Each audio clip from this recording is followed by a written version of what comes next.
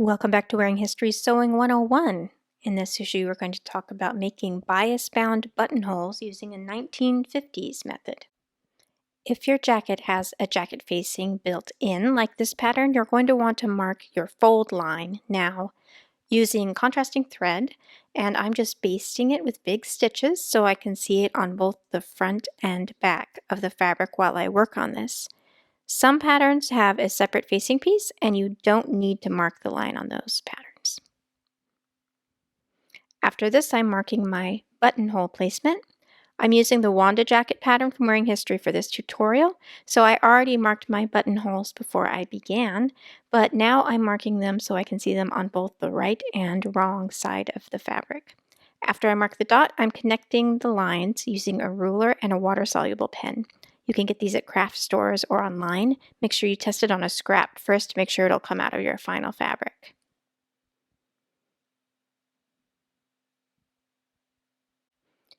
After this, I'm doing sort of a pattern hack and using a modern fusible interfacing to stabilize my buttonholes because my fabric wiggles a little bit. So I'm cutting them just a little wider and just a little longer than my bound buttonholes need to be. This is just going to stabilize the underneath part and make sure that my buttonholes don't distort. In the time period, they would sometimes use some sort of a sew-in interfacing for this on tailored jackets, but in vintage instructions, it usually didn't tell you to use any sort of interfacing. Now I'm going to cut my bias strips. So to do this, I am cutting a piece, and I'm going to make sure I use the measurements that were given in my pattern. For this, it was 1.5 inches. So I'm making my strips of bias 1.5 inches wide. Then I'm going to cut them long enough for my buttonholes plus about 3/8 of an inch on either side of the length. This will give me enough to be able to fold under and make my folds of the buttonhole without having to worry about the raw edge peeking through. This will make sense as we go along. Now I'm drawing my squared up lines with my ruler and piece of chalk. And I'm going looks like about 1.5 inches in the width as well. I'm going to cut these, and then I'm going to make sure that they're long enough by putting them over my buttonhole markings just to test it. This is why it's a good idea to always keep your scraps from your project because you never know what sort of self-trims and facings you're going to need to make later. Or you can also save them for alterations or different things when you're done. So now I am marking on these bias strips my buttonhole. I'm going to mark it down the center, and then I'm going to mark a line 1/8 inch above and 1/8 inch below. So 3 parallel lines. Now I'm going to mark my center line nice and strong so you can see it. And then I'm going to mark my ends. As you can see, I have about 3/8 inch on either side. I'm just going to measure it off camera to make sure it's the right size. And it looks about right, so I can go ahead.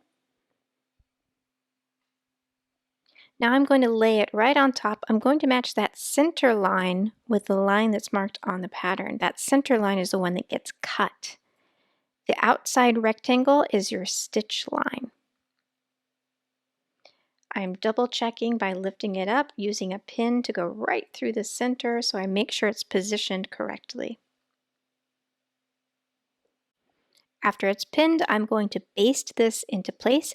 That way when I'm stitching, it won't wiggle on me. I find it a lot better to baste than to use pins because the pins tend to get in the way when you're trying to do that outside box as you're stitching. You don't need pins and things messing you up when you're trying to be precise. I tend to prep all of my buttonholes in one go so that I do them all at the same time. If you're unfamiliar with this technique, you probably want to try on a scrap first, and then you might want to work on the one that's lowest from the neckline, the not most obvious one, before you proceed. So after it's marked, you're going to be sewing the box. So when you're done, the box looks like this. Now I'm removing my basting thread.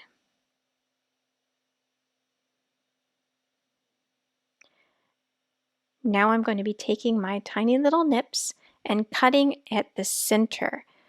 I'm going to cut towards the middle of the buttonhole and work out on either side. I cut a Y into the corners.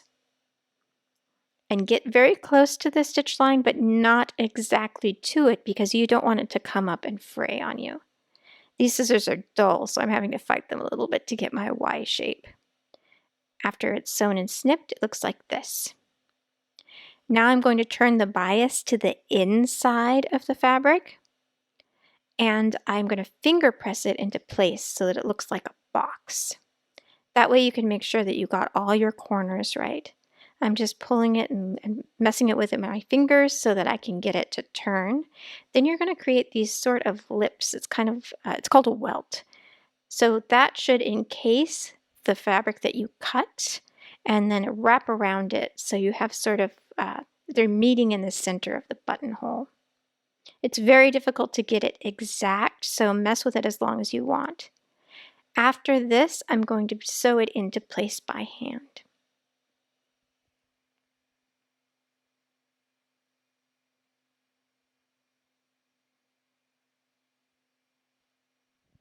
I sew right in the middle where there's a sort of a stitch in a ditch, and that way I can make sure that I've got it exactly where it needs to go, and it'll be mostly invisible when done.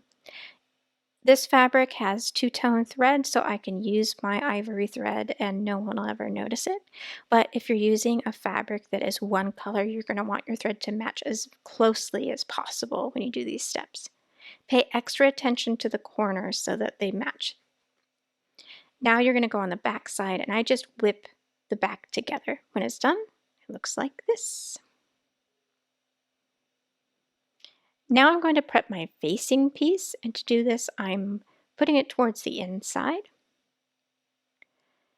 Now I'm basting it by hand. Now in this pattern I had to put on the collar in between the buttonholes and this step, so it may look different at the neckline. It depends on your finishing technique. This one called for the collar first, some call for the collar last, so you may be doing this after you do other construction steps but before your garment is finished.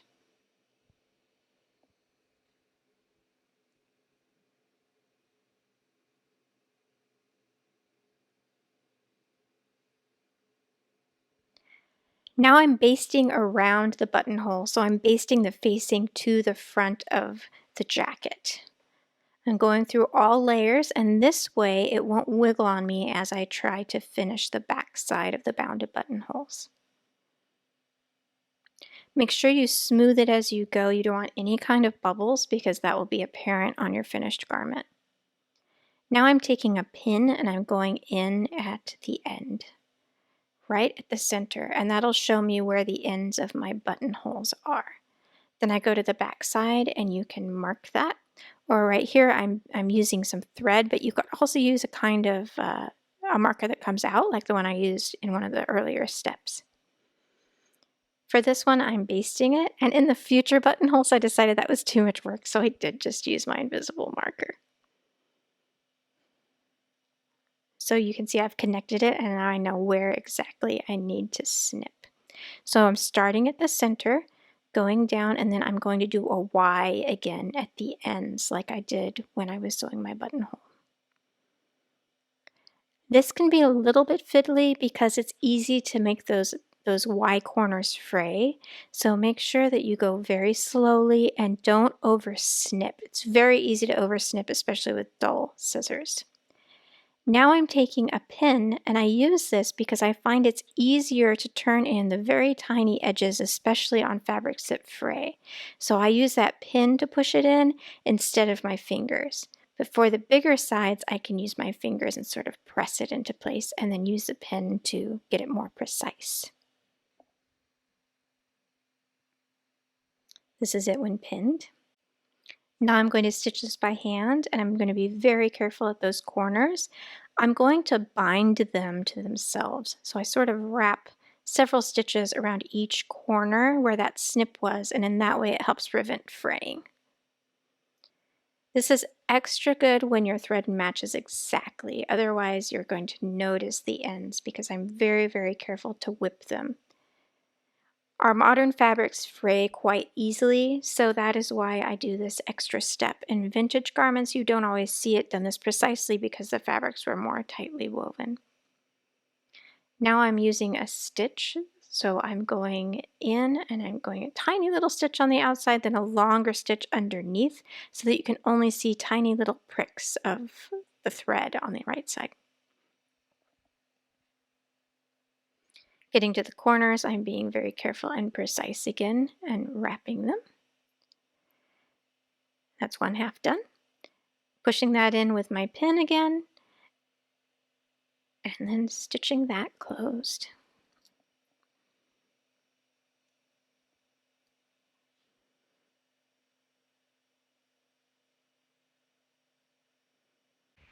Here it is finished, the front and the back side.